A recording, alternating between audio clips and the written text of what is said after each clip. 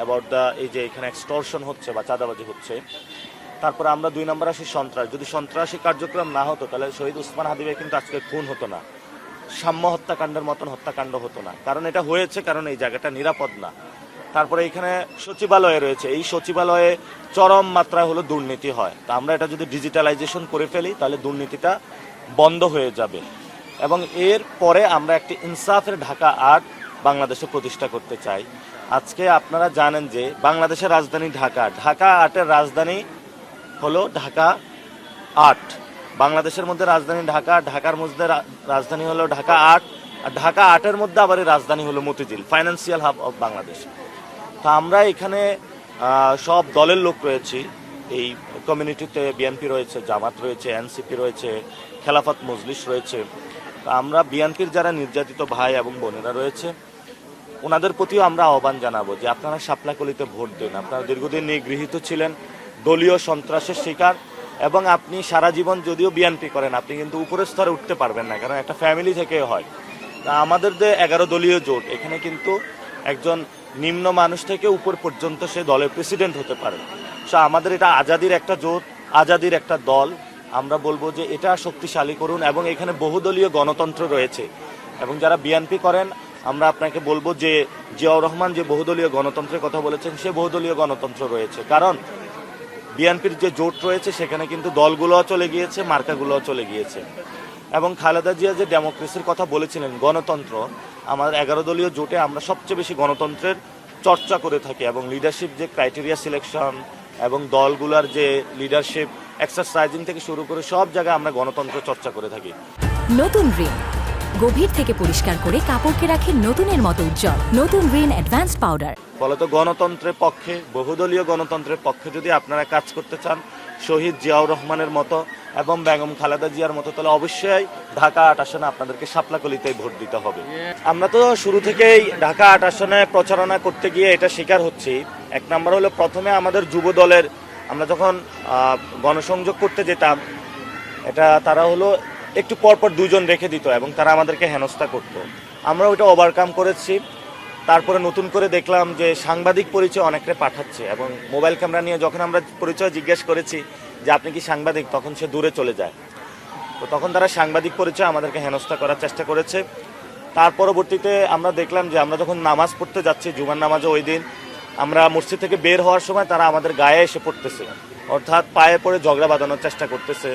আমরা সেটা বলেছি আমরা সবাই শান্ত থাকবো, ধৈর্য ধারণ করব, কেউ উস্কানিতে আমরা পা দিব না।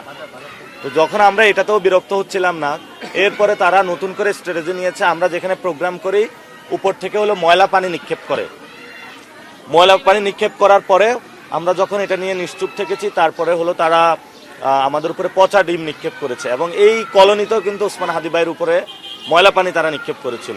তো তারা আমাদেরকে যতই উত্তেজিত করার চেষ্টা করুক আমরা উত্তেজিত হব না। আমরা ভোটারদের কাছে যাব, ভোটারদের কাছে অনেক সাড়া পাচ্ছি, বিশেষ করে নারী ভোটারদের কাছে ব্যাপক সাড়া পাচ্ছি আমরা।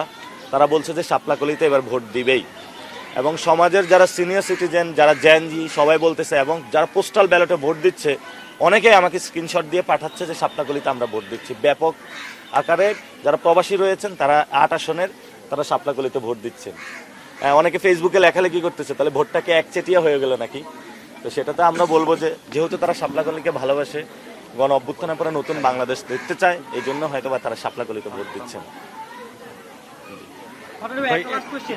আপনার প্রতিপক্ষ একজন প্রার্থীর কাছ থেকে বেশ কয়েকবার গণমাধ্যম কর্মী হেনস্থার শিকার হচ্ছে, এই বিষয়টাকে কিভাবে দেখবেন? এই বিষয়ে কি বলবেন আসলে? কার কাছ থেকে? আপনার প্রতিপক্ষ একজন বিএনপির, নাম কি? মির্জাফর ভাই। কোথায় হয়েছে? মতিঝিলে হয়েছে এবং জগন্নাথ হলে হয়েছে ঢাবি। তার হাত থেকে মোবাইল নিয়ে ফুটেজ ডিলিট করা হয়েছে।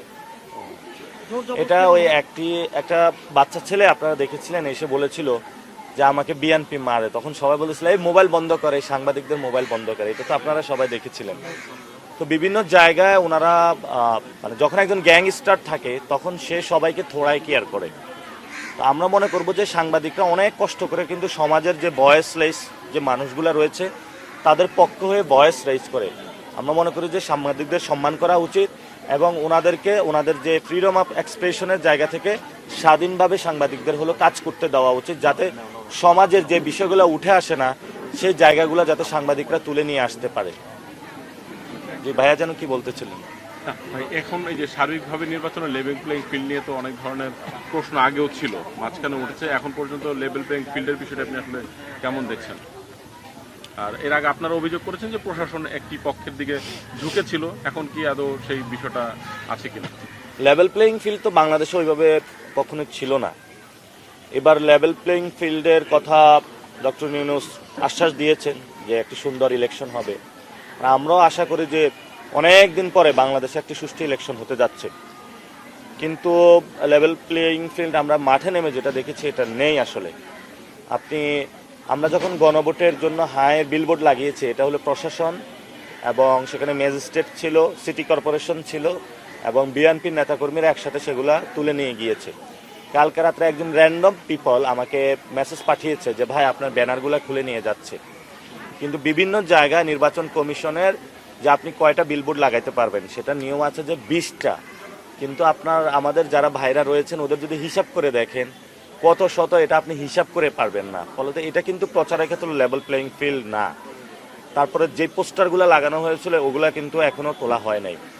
তারপরে হলো যে প্রশাসনের দিক থেকে আপনার বিভিন্ন জায়গায় যারা আমাদের ধানের শীষের বাইরে রয়েছেন ওরা যেভাবে কাজ করছেন সেখানে নির্বাচন কমিশন কিন্তু শোকজ দিচ্ছে না, কিন্তু অন্যান্য ক্ষেত্রে ছোট ছোট বিষয় হলে শোকজ দিয়ে দিচ্ছে।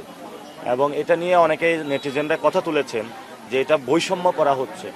এবং আমাদের প্রশাসনের যে জায়গাটায় প্রশাসনিক জায়গাটা আমরা মনে করব যে তারা এক পাশে হেলে রয়েছে। কোন দিকে হেলে রয়েছে? সেটা বিএনপির দিকে হেলে রয়েছে। কারণ তারা মনে করে যে সামনে যদি বিএনপি ক্ষমতা আসে তাহলে তার চাকরিটা থাকবে না। শেখ হাসিনা যেভাবে নির্যাতন চালিয়েছিল ওইভাবে হয়তো নির্যাতন চালানোর একটা সম্ভাবনা রয়েছে। তারা ভয়ের একটা সংস্কৃতির মধ্য দিয়ে আছে। তবে যদি এই ভয়টা আমরা ভাঙতে পারি তাহলে প্রশাসন আশা করি যে আবার নিউট্রাল হবে। বিএনপি ভোট চাওয়ার ক্ষেত্রে তারা ফ্যামিলি কার্ডের কথা বলছে, আপনারা এনসিপি কি কথা বলছেন, মানুষকে আশ্বাস দিতে যাচ্ছেন আপনাদের ট্রাম্প কার্ড? আমরা সবচেয়ে বলতেছি যে মানুষ নিরাপদ কিনা, অর্থাৎ একজনকে হুট করে বাসা থেকে পুলিশে নিয়ে যায় কিনা, পথের মধ্যে খুন করে কিনা, নারীদেরকে হ্যারাস করে কিনা, এবং আমাদের ইন্টারনালি যে ফেসিবাদী সিস্টেম থেকে আমরা উঠে একটা নতুন বন্দোবস্তে যাব এবং আধিপত্যবাদ যেটা ছিল সেটা থেকে আমরা মুক্ত হতে চাই। আর আমরা শহীদ ওসমান হাদির বিচার করতে চাই। আমাদের এখানে প্রথম এজেন্ডা যেটা শহীদ ওসমান হাদি ভাইয়ের বিচার, 2 নম্বর এজেন্ডা হলো এখানে নিরাপদ একটি ঢাকা 8 তৈরি করা, 3 নম্বর হলো সন্ত্রাস চাঁদাবাজি বন্ধ করা। এগুলো যদি আমরা করতে পারি তাহলে ফেসিবাদী ব্যবস্থার বিপরীতে দাঁড়াতে পারি এবং আধিপত্যবাদ যেটা রয়েছে সেটা বিপরীতে দাঁড়িয়ে ইনসাফের ঢাকা 8 গড়তে পারি, তাহলে হয়তোবা আশা করি যে ওসমান হাদি ভাই যে স্বপ্নটা দেখিয়েছিলেন আমরা এটা বাস্তবায়ন করতে পারবো। এবং এটা আমাদের উপরে বড় একটা রেসপন্সিবিলিটির জায়গা রয়েছে যে আমাদের এই কাজটাই করতে হবে। সো ফলত আমরা ওসমান হাদি ভাইয়ের ছবি নিয়ে ঘুরলাম না কি করলাম সেটা না, ওনাদের কাজের বা অ্যাকশনের মধ্যে ইনশাল্লাহ আমরা প্রমাণ করবো। ভাই একটা প্রশ্ন, সেটা হচ্ছে সামাজিক যোগাযোগ মাধ্যমে কোনো ধরনের অপপ্রচার কিংবা এমন কোনো সমস্যার সম্মুখীন হচ্ছেন কিনা, এবং 2 জোটের পক্ষ থেকে কেমন আপনারা সহযোগিতা পাচ্ছেন? অপপ্রচার হচ্ছে, যদিও নির্বাচন কমিশনকে আমি নিজেই গিয়ে জানিয়েছিলাম যে ডিসইনফরমেশনের জায়গাটা ওনাদের কন্ট্রোল করতে হবে, কিন্তু ওনাদেরকে আমরা বলেছিলাম একটা মনিটরিং সেল গঠন করা পর্যন্ত। এই পর্যন্ত আমরা কোনো মনিটরিং সেল পাইনি। ফলত যে যেভাবে ইচ্ছা ওইভাবে হলো এআই দিয়ে মিসইনফরমেশন ছড়াচ্ছে এবং ব্যাড কন্টেন্ট ক্রিয়েট করতেছে এবং যাকে ইচ্ছা যেভাবে হলো কটু কথা বলার চেষ্টা করতেছে। আমাকেও অনেক কটু কথা বলতেছে লেখালেখির মাধ্যমে। অনেক সোশ্যাল অ্যাক্টিভিস্ট ইনফ্লুয়েন্সারদেরকে হায়ার করা হয়েছে যে আমার হলো বিরুদ্ধে পোস্ট দেওয়ার জন্য। আরেকটা বিষয় হলো 11 দলীয় জোট থেকে আমরা সহযোগিতা পাচ্ছি, কিন্তু হলে সিঙ্ক করতে একটু টাইম লাগতেছে এবং সেই জায়গা থেকে আমরা গতকালকে মিছিল দিয়েছিলাম জামায়াত ইসলামী, এনসিপি সহ। আজকে আবার আমরা শুধু এনসিপি নেমেছি। তবে সিঙ্ক হতে অর্থাৎ মানুষ যে 11 দলীয় জোটের মধ্যে বড় দল যেটা সেটা হলো জামায়াত ইসলামী, এবং দাঁড়িপাল্লাতে মানুষ অভ্যস্ত হয়ে যাওয়ার কারণে আবার মাঠে নেমে সেই মানুষগুলোকে শাপলাকলিতে কনভার্ট করা এটা সো মাচ ডিফিকাল্টিস হচ্ছে। বাট ওনারা আমাদের সহযোগিতা করছেন। ওনারাও যখন আসছেন মানুষ আশ্বস্ত হচ্ছে যে হ্যাঁ এখানে দাঁড়িপাল্লার যে ভোটগুলো আমরা দিব এটা শাপলাকলিতে যাচ্ছে। তবে ইয়াং জেনারেশন জেনজির মধ্যে যে ভোটগুলো দাঁড়িপাল্লার ছিল না এর মধ্যে কিন্তু ব্যাপক একটা সাড়া রয়েছে শাপলাকলির, এবং উইমেন সেকশনের মধ্যে ব্যাপক একটা সাড়া রয়েছে শাপলাকলির। আমরা আশা করছি যে ঢাকা 8-এ বড় ধরনের পরিবর্তন হবে, যেটাও আমরা ঐতিহাসিকভাবে দেখেছিলাম যে শেখ হাসিনা হেরে গিয়েছিল, বড় বড় প্রার্থীরা হেরে গিয়েছিল। ঢাকা 8-এ এই ধরনের চমকপ্রদ কিছু আসছে 12 তারিখে ইনশাআল্লাহ।